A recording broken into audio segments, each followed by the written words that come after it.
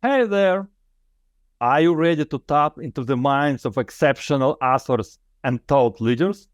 So, welcome to Masterminds of Life and Business Authors Talks, the new podcast series bringing you insightful conversations with the brightest minds of our time.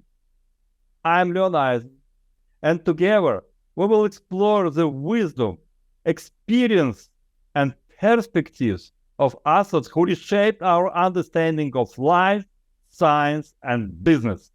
So, subscribe to our podcast and unlock the secrets of these brilliant minds.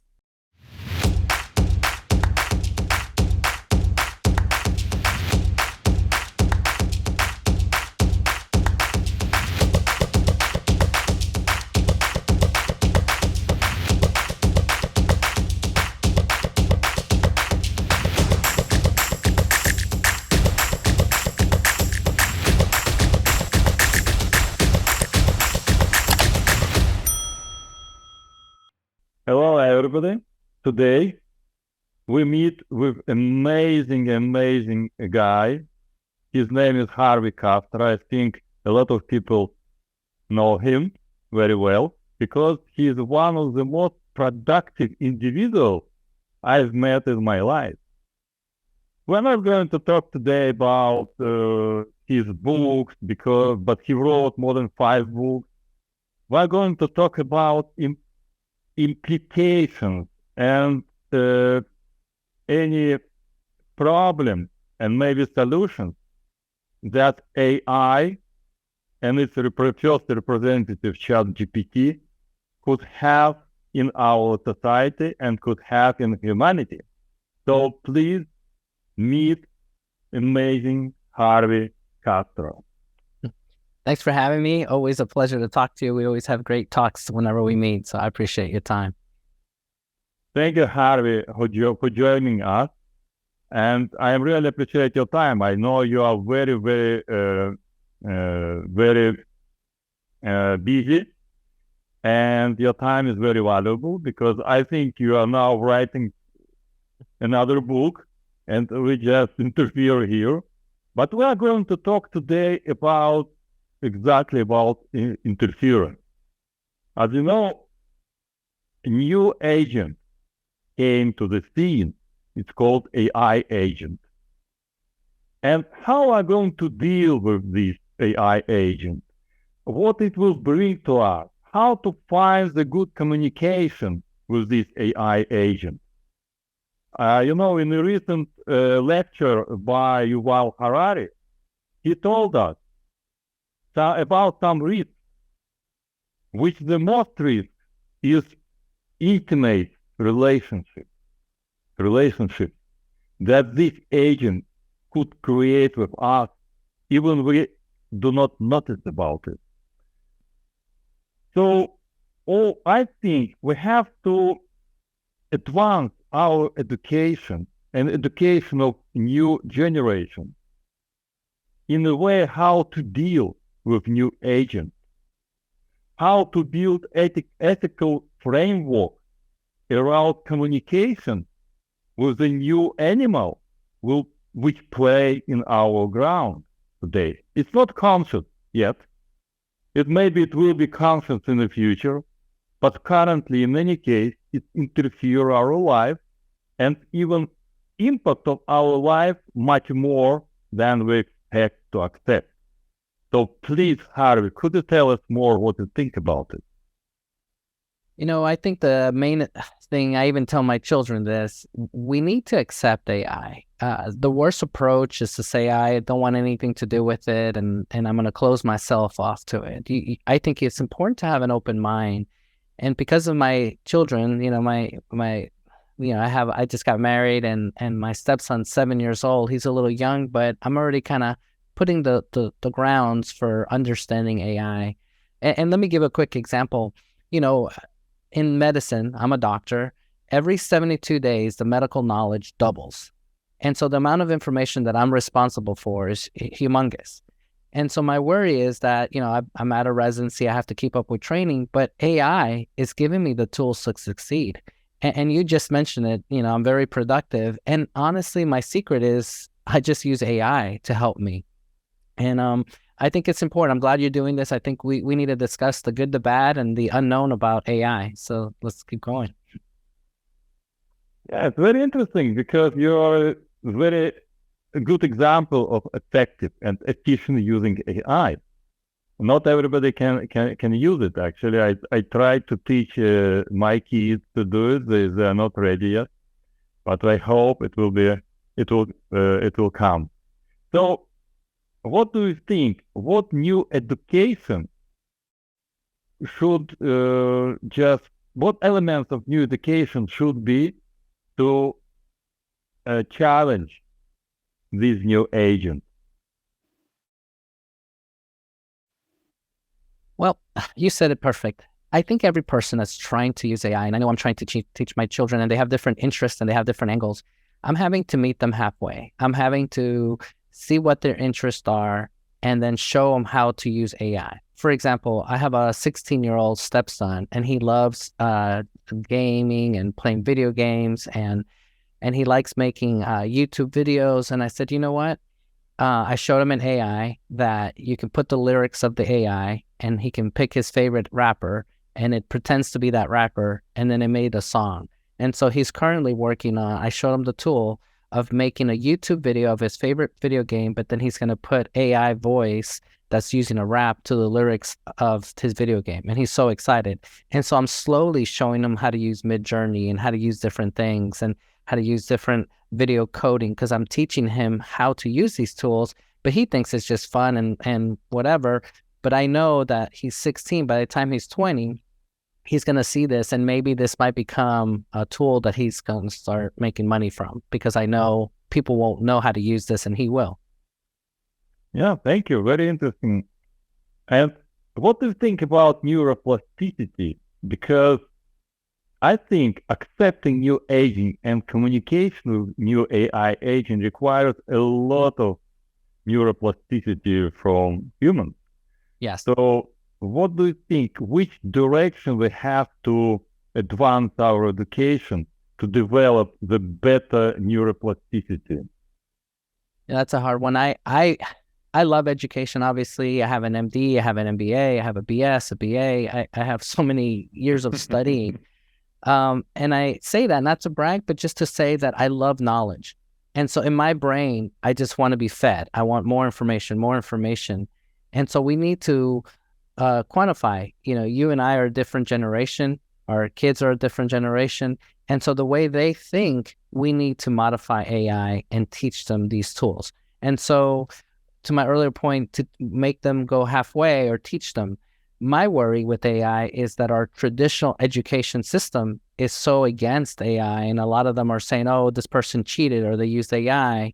We need to change the way we think our tools and encourage them. And instead, we need to give them work exercises where instead of giving them a homework, we need to do it in the classroom and say, okay, here's a problem. Everybody get your AI out. Let's see what you have to say. How would you solve this problem? And help them with their critical thinking skills.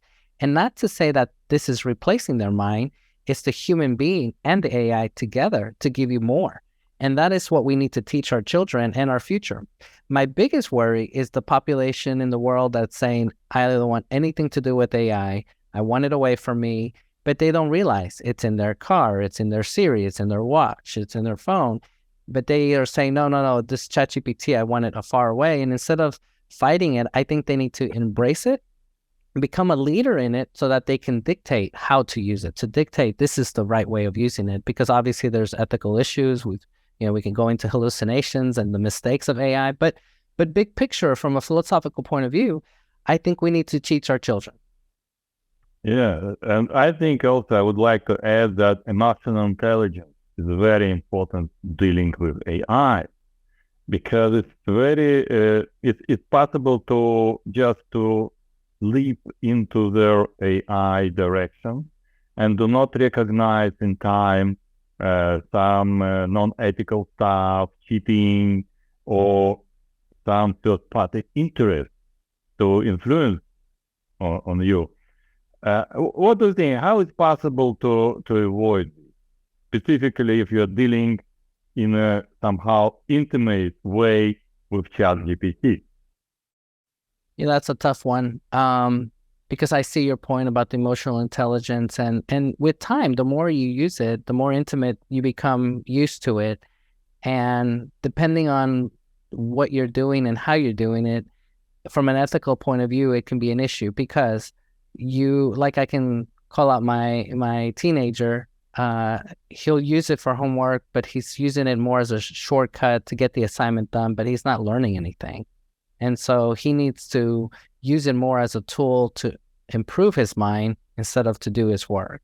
And so there's a balance between just technology dependence, where it's like, okay, technology is going to do it, I can stop thinking, versus here's my mind, let's use it for brainstorming, let me explore this idea, let me go down this path, let me verify. And to ask you, how can we do this? I think it's very important that we check our references with ChatGPT because of the hallucination.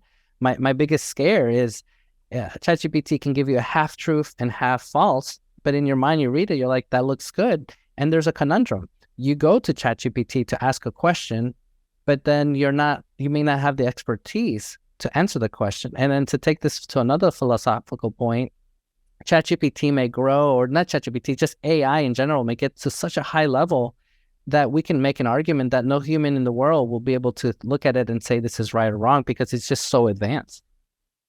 Yeah, very, very interesting answer.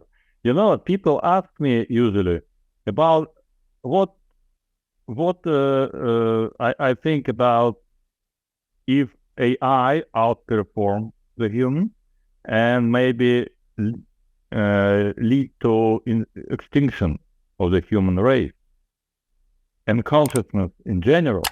So I usually answer in two ways.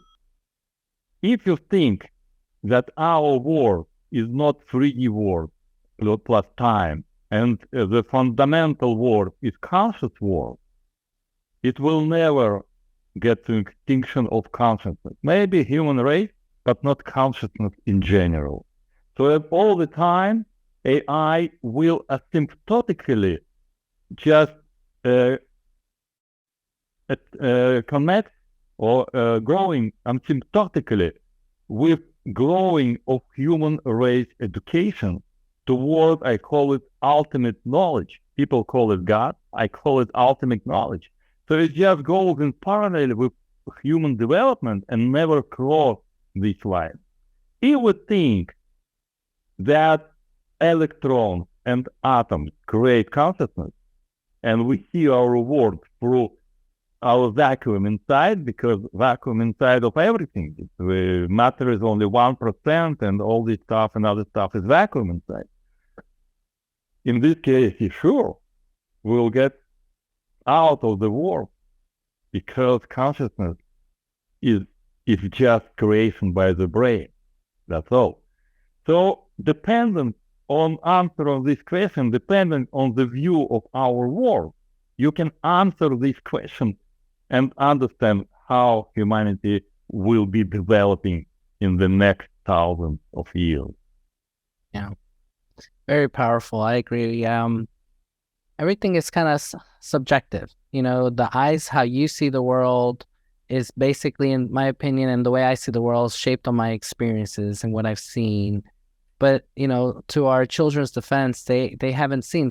I'll give you an example, the different generations. You talk to someone that was part of the Great Depression, or their parents were part of the Great Depression, they look at value of money totally different from other generations that have had more money and see different things. So that challenge will always be there, and we'll always have to figure out how to teach our children AI and see it differently. And what'll be really interesting is, I wrote an article about, my grandkids may not go to college. My great grandkids may do all their education on maybe YouTube College or online. They may not go to a traditional school because knowledge is getting to the point where if I want to learn a trade, you can learn it. And there's so many companies right now, like Khan Academy. They're using AI and their videos to create new tools to educate. And I think that's just the beginning. Another one is Sailor Academy, MicroStrategies. He used to be the CEO and big in Bitcoin. and he started his own academy to teach, and it's free. And so fast forward, with the price of AI, you can argue that it's making a lot of these educational tools so cheap that moving forward, the cost of competing should go down. And so in the future, I could see, YouTube taking down a small college because they can't compete. Right, exactly. And maybe our grandkids will have some math chip inside that will help them to get all the knowledge like a Matrix movie. Yeah. No, I believe that. And I really think our phone will have its own AI soon, that it'll be on there, or a large language model that doesn't need the internet. It has everything there and it will be able to answer. And so the future is crazy advances. I know that Amazon is working on adding more LLMs to their features of what they have. And I know Siri is adding LLM to it. And I know Apple is into their phone. So before you know it, we'll have an assistant that's going to be really good. I remember reading Scientific America, I think it was March 30th, an article, and it said that ChatGPT, the verbal portion, was about 155 with its IQ, and it was equivalent to 99.9%, that top percentage. And I thought, man, if we're getting there in the year 2023, where will it be even next year? Yeah, so I think one of the most important challenge how to keep our human-centric approach, having AI, having some of these third-party agents that interfere, how to keep human-centric. I think at the end of the day, I'm biased because I'm a doctor, and so I feel like the human touch cannot be taken away, and that empathy cannot be taken away, and no computer can be empathetic, or at least convey to another human that the robot is trying to be very caring or empathetic. It's going to be difficult to believe. And so how to keep humanity in check is to use those principles. Don't let AI replace that empathy in you. Don't let AI make you almost a robot where you speak to a patient, but you're just spitting out information. It's more important that you add your personality, your creativity, and it's combined AI and the human that will keep it very humane. I'm more worried that not all of us are the same, in the sense that some people will use it for wrong, just like everything else, and they'll use it the wrong way. And there's, there are going to be laws coming up to make those corrections, but it's going to be really tough to do that, because AI and large language model, I read a study that somebody in Stanford was able to create their own equivalent of a ChatGPT 3.5 for like $600. They were able to train their own model. So if people are already getting to that point, I worry what's going to happen in the future if it's just willy-nilly that, somebody in the black market can create their own large language model and, do whatever. Yeah, right. And you touch very interesting point about human touch here. I can share with you, in my company, people come to the office twice a week. And what I found that instead of, so they're not working whole day, they use this time to socialize. So maybe it's worth to go every day to the office, otherwise they spend half of the day socializing instead of working. So this is interesting. So human touch nobody cancels. That's very important. I think we're coming to the end of our very interesting discussion. I think this is the first discussion. We continue this discussion on more philosophical terms. But I would like to ask you about business implications, business use of ChatGPT for small companies, for startups.